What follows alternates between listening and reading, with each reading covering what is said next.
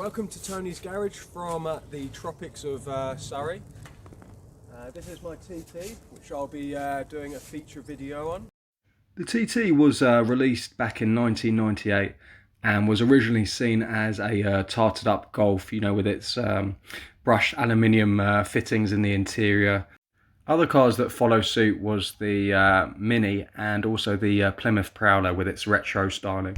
Clarkson famously said that the kind of men that bought a TT would moisturise and take 3 hours to get ready. Let's see if I buck the trend. I believe in taking care of myself with a balanced diet and a rigorous exercise routine. In the morning, if my face is a little puffy, I'll put on an ice pack while doing my stomach crunches. I can do 1,000 now.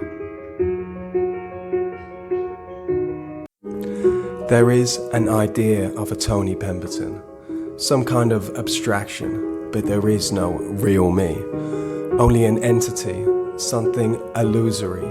And though I can hide my cold gaze, and you can shake my hand and feel flesh gripping yours, and maybe you can even sense our lifestyles are probably comparable, I simply am not there. So look at that lovely leather for a car that's done 153,000. You'd never guess that kind of mileage. I mean, my previous car, the BMW 330i, that was about 20,000 miles, 25,000 miles, no, 35,000 miles less. And this is in way better nick. The only thing I can see is, I'm guessing that's from a child seat. But yeah, you can see they're kind of usable for, well, kids only. It's glorious leather, this is. It's almost like a Rolls Royce in that soft, supple kind of leather. Right, so let's open up the air box and get the new one in. Then hopefully this will unlock a bit of horsepower that is much needed. To show how easy peasy this is. Anyone could do it, and I mean anyone. Well, if you can do it. Exactly, if I can do it.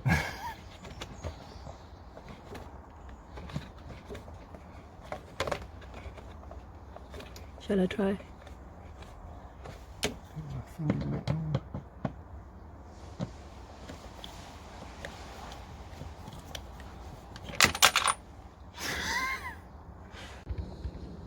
So it's got the same filter already as what I've bought, the pipe across one by the look of it, but it does actually look a little bit dirty, so maybe this will be a help by changing it. Let's see. Didn't you say you could wash that one? Yeah, you can wash it if I've got a new one. There we go. The new one, let's compare them. Well, I didn't think it was that dirty, but yeah, look at this, is pretty old, this one. I know you can wash them, but it makes sense since I bought this to give this put this in. The last screw going in, and luckily it didn't drop down into the engine like the one I took out. Let's see if this adds another 5 horsepower, you never know. Being a 225 Quattro, I thought the TT would at least keep up with the Ferrari, so now you can see why I want to get a bit more power out of it. Straight after buying it, I've tested the 0 to 60 and I'm consistently getting 6 on the nose. The Militech exhaust it came with probably helps a little bit, beating that manufacturer's time. So combining putting that new filter in, a remap, putting Red-X fuel injector cleaner in, and finally just running 99 octane. Let's see if I can shave a second off it. So what's actually happened with trying to get more power out of the car is it's actually got slower. It's gone into some kind of limp mode where it changes at 5,400 RPM, and yeah, it just seems quite a little bit more sluggish. I'm told by the remapping company that it's nothing to do with them.